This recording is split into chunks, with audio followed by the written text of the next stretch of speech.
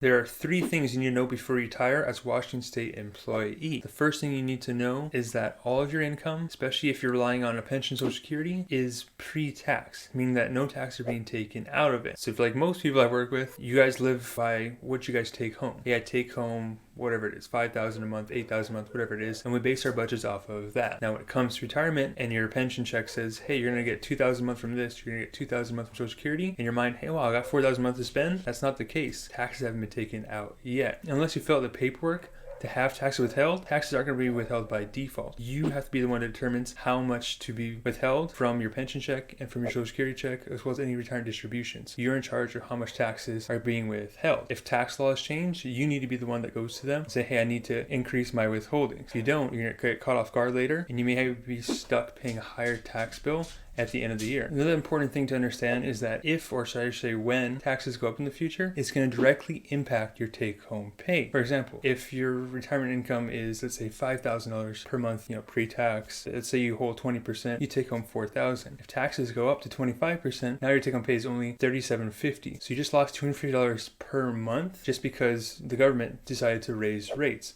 So it directly impacts your take-home pay and what you can afford to purchase. Now, if you couple the impacts that rising taxes have with increasing inflation, increased cost of living expenses, you can see what kind of a pinch people can find themselves in retirement, which is why it's important to be saving above and beyond your needs in order to protect yourself from rising costs or rising taxes just like this. That brings me to point number 2, and that is that you need to prioritize your savings for your retirement. Really what you need is a plan on how to spend it. So if you're getting ready to retire, if you accumulated what you have, you need to have a plan in place on how you're going to protect that money, how you're going to spend it. The overall arching theory of why we save so much money for retirement is to have a big enough pot of money that you can live off the interest. I.e., if I have $1 million saved and I pull 4%, I have $40,000 per year I can theoretically spend for my income needs. So you live off of the interest of this pot of money. Now, if you spend too much in retirement, you're going to dip into the principal, and if you don't change your spending habits, that's when you run the risk of running out of money in retirement. So it's important to have a spending plan in place. A lot of people focus so much on what investment should I hold? Should I have this much in bonds, this much in stocks, what stocks to hold? And that's all good and great, but most people that go bankrupt in retirement isn't because the stock market went bad. It's because of their behavior. They were too conservative with it, or they just spent their money way too fast early in retirement, and now they have nothing to survive on the rest of their retirement years. Now, I've seen this happen on multiple occasions.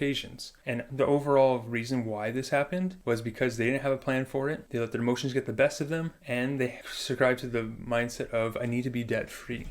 So a lot of people live their life trying to avoid debt. I don't have any credit card debt. I want to get my home paid off as fast as possible. Remove the debt kind of talk. And that's great. But when it comes to retirement, when all you have saved is a set amount of money and they decide to use their life savings to pay off this debt to avoid a small interest fee, that's usually when people run into problems. So for example, early in my career, I helped out a custodian retire at age of 62. He went out, within a few months of retirement, he bought a brand new truck, paid cash for it, took it out of his retirement account.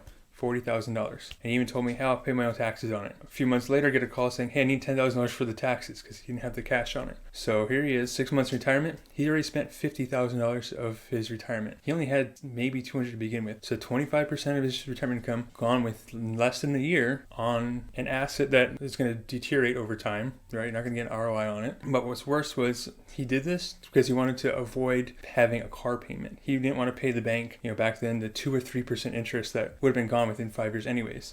So to avoid a 2% interest, he pulled out $40,000 plus gave another $10,000 to Uncle Sam. So really just kind of shot himself in the foot, because once that money is spent, it can't earn or produce income for you.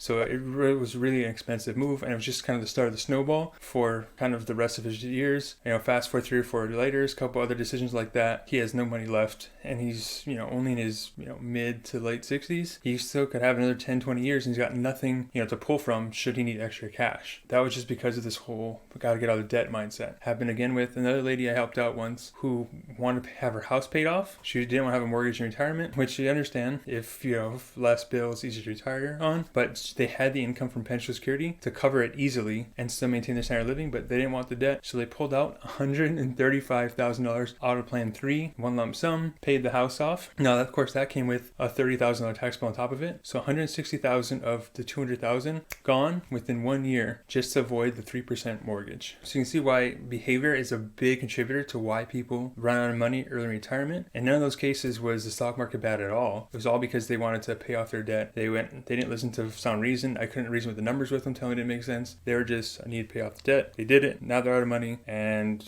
probably not in the spot they thought they'd be in, being just a few years into retirement. So it's important not to spend, or you want to make sure you're spending wisely in retirement. I'm all about having fun with your money, enjoying retirement and the life that you built. In fact, a client of mine that moved to Texas recently just put in a brand new above ground pool, built a deck for it, had the electrical work all done, sent me pictures. It is beautiful. I love every minute of it. So even though he took this all came from his retirement account, he actually knew that he needed to pay the taxes. He was reasonable with, when he did it. He didn't do this his first retirement. He's about 7-8 years in retirement already. They have their income needs already established, and this is essentially just extra money anyways. So in cases like that, I absolutely love seeing clients happy with what they're able to do with their life savings, because it's something that they and their grandkids get to enjoy for years to come. So to summarize that second point up is get yourself a spending plan in place. Keep your emotions in check, and if you need help, make sure you have some type of advisor or guide or someone to rely on to help you sniff out what financial moves are going to be in your best interest or might wipe you out completely, not make any financial sense in the long run. Now, the third thing you need to know before you retire as a Washington State employee is you need to understand medical costs. When you're working and you're in either the PEBB system or the SEBB system, depending on your employer, most of your medical expenses are covered. If not, you're paying very little out of pocket compared to those that are retired and not having any employer cover their needs. So while you're employed, costs of medical are low. When you go into retirement, that completely changes. You have to pay for all of your medical costs. So if you're in the PEBB system and you want to use the UMP plan for you and your spouse, it costs you about $1,800. And again, that's after tax. So from a pre-tax standpoint, that's $2,000 per month just for medical needs. So if you're retired on plan 3 and your pension's $2,000 a month, it all goes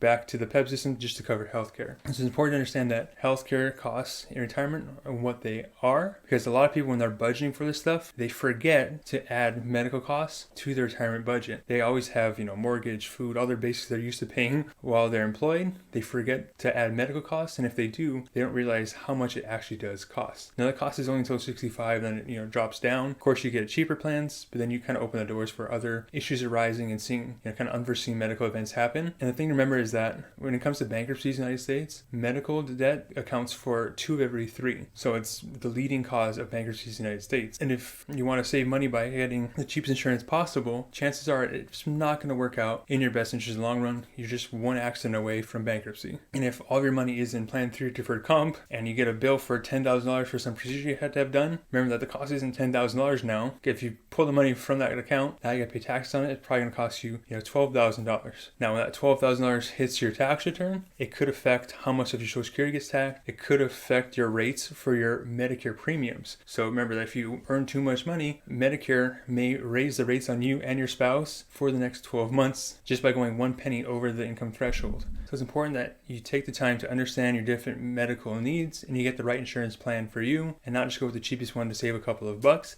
because it may end up costing you a lot more in the long run. Now, I've been helping Washington State employees retire for the last 10 years. So if you need some expert guidance on what moves to make, what to do and not to do, I'm happy to help you guys out. Just schedule a call. The link is in the description below. Also, I'm building out a new private community just for state employees that's going to dive deeper into your state-specific benefits. It's nothing that I've ever published publicly here on YouTube, and I can go a lot more detailed in those videos because they're not in the public eye. So if you're interested in diving deeper and getting a more behind-the-scenes look of the financial planning world, I'm happy to share that with you guys. The link to join is in the description below as well.